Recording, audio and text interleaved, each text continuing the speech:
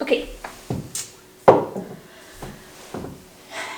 Christmas is around the corner. People like to give gifts.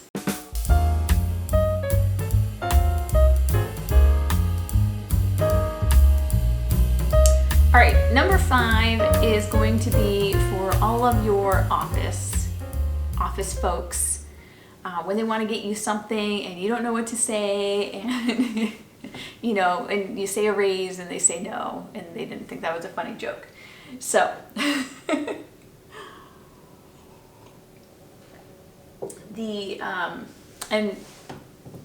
this was also something that people asked me too, which was for condolence of bereavement, like I want to get you something, what can I get you? And one friend got me a dozen of organic eggs and a very nice 12-ounce New York steak for my condolence gift. Thank you, Erin. My coworkers wanted to get me a plant or something, and so I said, some green plants would be great. So number 5 is unscented plants, and there are, even though plants want to kill us, we don't need to actually physically eat the plants. We just want to make sure that they're not fragrant enough to inhale salicylates and make us sick. So this one here is an orchid that I ended up picking up right before I came back over the mountains. This is a yellow phalaenopsis orchid. In general, I have never had any scent come off the phalaenopsis orchid, and they're really pretty. These are rarely done as cut orchids. Sometimes, I haven't worked with dendrobiums in a long time, but I think those are fragrant free too. And those are less likely to be found in plants and more likely to be found as cut flowers. Other than that, cacti or cactuses and succulents tend to be no odor. Ferns are actually pretty odorless. They're actually not in the flowering. They don't rely on pollinators, so those tend to be really safe. And then there's a lot of really nice indoor green plants, like they're considered tropical green plants. So, the monstera, dracaena, I think bromeliads are pretty low fragrance too. Other ones that I've seen as both cut and potted include calla lilies. Those are also without fragrance. And then amaryllis, which is a great Christmas plant, can be either in bloom right now, or sometimes you can get like a bulb box kit, and those are really nice. You just put a bow on it, and so that's an option. I wasn't aware that those were odorless, but there was a florist who swore that they were, so that's not from personal experience, but I don't remember them being. It's been so long since I've worked in the flower shop, and those weren't very common. So anyway, so those are just some ideas. All right, number 6. So this is a great gift to exchange between friends. If you're a low-sal, you can make these and give them to friends. But that is homemade bath bombs. There is a Facebook group, and this is ran by Pamela, who makes the soaps. She runs a website, and it's called The Beauty of Salicylate Intolerance, and basically a whole Facebook group dedicated to figuring out how to find safe cosmetics. So on there, she has a recipe. She's been working and experimenting with bath bombs, and this has been on my to-do list for probably about a year or so, and I saw it in November she was working on some. So I'm definitely going to look at that forum and see what she's been making. I did write down the main ingredients. She uses Epsom salt, so make sure that you get fragrant-free Epsom salt. A lot of them have a little bit of mint added to it, so make sure that you just get an unfragranced one. Citric acid, you can get those on Amazon in like 5-pound bags for like $20. Baking soda and cornstarch, and then you can use natural dyes. I saw that she used some saffron for yellow dye, and then I also noticed that she was using mica, which are what I use for like sometimes coloring like blush or eyeshadows or things like that. So those are just minerals. So you can get really creative with them. You can make like a loose powder, you can get them formed. So there's lots of different options. So just something fun to think about. So number 7 is whipped cream carafe. containers. So I thought about all the things that I made this year and the things I didn't have, and I just kind of made do. And making do is perfectly fine. I am not a big gadget person. I would rather have 5 potato peelers that I know I'm going to use every single day and 12 cutting boards than to have like a whole bunch of appliances taking up on my counter. Like, it's just not my thing. But the whipped cream carafe is magical. You don't have to just use it for whipped cream. So we used to use them for like juices and kind of like spongy juices. I don't know how else to describe it. At Starbucks, we used to use those. But yeah, you can make a whole bunch of different things. And the nice thing is you can make your own custom whipped cream with like maple syrup and heavy cream. So yeah, when I first noticed that they were on the market, they used to be really expensive, like in the $70 to $90 range, plus the cartridges. Now I noticed, especially after I kind of talked crap about me not being rich and just making do with what I had, I noticed that they had actually come down in price. So they're running about $30 to $40 now, which is still kind of expensive for whipped cream. But if you're into gift giving, like, this might be something that you might want to get. Don't forget the nitrous oxide cartridges, because those are not cheap and you can't use it without the cartridge. Okay, number 8, and this depends on how well you know the person. This is also a good office exchange gift. My coworkers have gotten this for me before. So you don't want to get this for somebody that you don't know if they have an alcohol problem or not, right? And you also don't want to give this to somebody who's actually sensitive to alcohol. So I know that people, I believe, who are sensitive to amines have issues with alcohol. So those are 2 things that you have to make sure before you get somebody this gift. If you know that they drink gin, get them some gin. So anyway, so number 8 is gin, whiskey, or vodka. Now, I recommend high quality labels of them, of any of those. And I recommend making sure that, first of all, you don't get any kind of flavor. Don't get the pink bottle of Beefeaters. It's strawberry flavored and it's disgusting. And it's strawberry flavored. So I think it's strawberry or raspberry. It's fruity and it's pretty gross. I like Beefeaters or Tanqueray.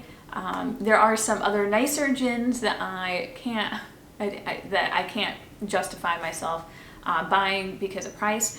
But my boss did get me a very good gin that was local, and I don't remember the name of it, but it had some little caramely notes on it, which is unique because usually they go for like the piney and more floral notes, and it was delicious. I didn't have a problem with it. What you want to avoid is something like the Botanist or some that are like that Bombay Sapphire East in the blue bottle. Those are prized for all of their botanicals that they put in the gin, and so people with salicylate sensitivity can't really handle those. So avoid those and stick to very clean, simple gins. I don't know a ton more about whiskey or vodkas, but I do know, like, don't get the vanilla vodka or some of the citrusy or peach vodkas or any of those that are flavored. Stick with higher quality. If the person's gluten intolerant, try and get a potato vodka, and those are usually a small batch and high quality, and they taste really good. So yeah, I think that's it for alcohol. Number 9 is maple products. So I'm talking, Acer. Is it Saccharum? Is that the sugar maple? I'm talking about good old-fashioned maples from North America, Canada, and mostly I think they're done more on the East Coast for maples. But there's a lot of different options. So this is the one that we usually buy. And they're not cheap, so I always feel kind of bad when I have to buy them, because I think these are like $15 or so. This is grade A, dark color, robust taste, organic maple syrup. Now, most maple syrups are organic because you don't have to really treat the trees or anything, because it's coming from the inside of the tree. but the ingredients are organic maple syrup. Stick with maple syrup. Some maple syrups might add sulfites for color reasons, so don't get those kind. And that applies for the rest of the products I'm going to talk about. This is kind of, these are some cool products. I've never tried any of these except for maybe one, and I want them. I want to try them. So this is a maple cream butter, and this kind of reminds me of like a creamed honey. So I'm guessing they probably put some air in there and it gets kind of all whipped and creamy, and then that way it becomes a solid. This is $15 a pound. The next one here, these are maple drops, hard candies. So the ingredients in these are maple, glucose, and sucrose. 1 pound is $16. And these look like they're basically like a butterscotch, or kind of like a candy you can suck on. This next candy is a little bit different. I'm pretty sure I've tried this. So this is a Nova maple candy. It's 100% maple syrup, and I want to say that it's got a little tiny bit of a texture on it. Yeah, I can imagine what it tastes like. I could be wrong. I could be thinking of something else, but this also looks delicious. And then the last thing I was going to say is that you could also make a gift, and this might be something that you with Salicylate Sensitivity would give somebody else that that has it. But I saw a maple quick bread, which looks delicious, and it's basically all your simple ingredients from a quick bread, and the only flavor in it is maple syrup. So this recipe, I'll try it out. I'll put it up on the Low-sal-life website. But this recipe in particular had milk, butter, maple flour, baking powder, salt, and eggs. And then it did have some nuts in there, so you would want to leave that out. And I don't really see cinnamon pairing well with this, but if it has any spices, just leave those out too. All right, and the last item, I should have tried to mix this in with some of the other ones because it's kind of a weird one, but I've had a friend get this as a gift, and she was really excited about it. So I thought I'd throw it on there, and it's something that we're all curious about. Number 10 is diagnostic tests. So we know that things are weird with our bodies, and we know that we can't be alone knowing that we have salicylate sensitivity. So this might be something you might want to get your kid or your spouse. It's not something that you just get for whoever, and some of them aren't cheap. So the first one is something that does DNA testing. I would recommend looking around, especially this year, to see who's got the best the best kit. I did 23andMe, and I know that when I talked to my doctor, she was glad that I got it before they changed what tests they were providing. So I'm guessing that they moved it was a $200 test at the time. I think they probably moved that up into, they have three different, but the two that would be interesting for people with salicylate sensitivity would be the second one, which is $129. They have some health assessments, and then the ancestry. And then the VIP is $429, which is so expensive, and that includes VIP health. So I know that they're not the only game in town. I did use them. I was happy with their services.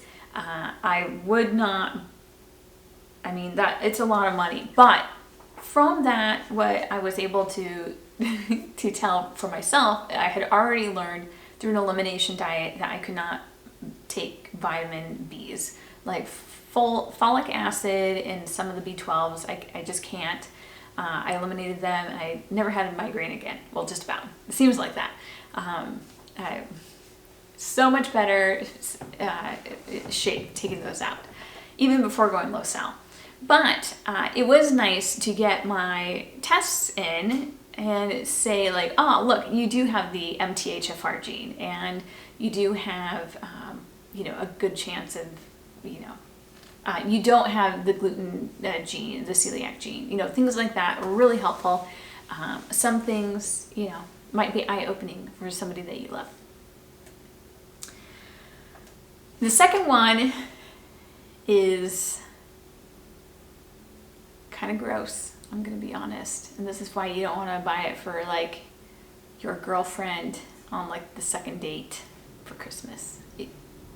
Okay. This is the gut microbiome testing. Now, I'm not gonna recommend one. I haven't looked at them for a long time. But basically you take a stool sample, they send you a kit, you take a stool sample, sometimes you do the whole family, including your pets. You send your poop to their lab, and then they give you a thing of what's in your poop and what bacteria or yeasts are in there. And you might be able to take it to your doctor or your naturopath. You guys could probably figure out, if there's something you can supplement with, some probiotics or different things like that, how to get back to a healthy gut. And so that might be something that's interesting. I didn't include any prices on these, but I did see that there is Thrier, Atlas, Biomed, Biomes World, and many more worldwide that are doing that. And the last one, that's a diagnostic kit. And I think I'll do this. I'm really curious about it. If you've already done DNA testing, it's actually quite cheap. So GenoPalette claims that based on my DNA that they can tell me which foods would be healthiest for me or not. And then they will also say like what profile, whether a high fat diet or a high carb diet, low fat diet might be best for me in order for me to lose weight or feel good. And then so it kind of lets you know what you should stay away from and what you should just savor. So I've been very curious about this. If you have existing DNA done like through 23andMe, then it's only $40. And if you need to get their DNA kit, it's $140. But I would look and make sure that DNA kit, if you're going to put the money in, that it actually covers like any medical inquiries you might have, that it's exhaustive enough. It says that it'll give you the 100 best foods for you and your body, genetic needs for 23 nutrients, what if you're likely to be lactose or gluten sensitive, filter, and then once you get your data, you can kind of filter through those items. They say by allergies or preferences, so you can take out anything that you're allergic to. And then there's also an app so that if you're out, you can kind of look through and see if that food is good for you based on what they say your DNA would respond well to. So that's it.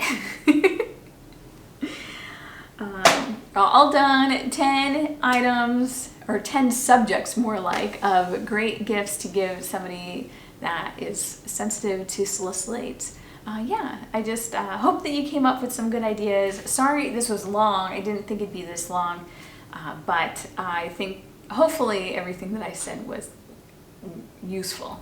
So take care, Merry Christmas, Happy Holidays, and I will see you soon.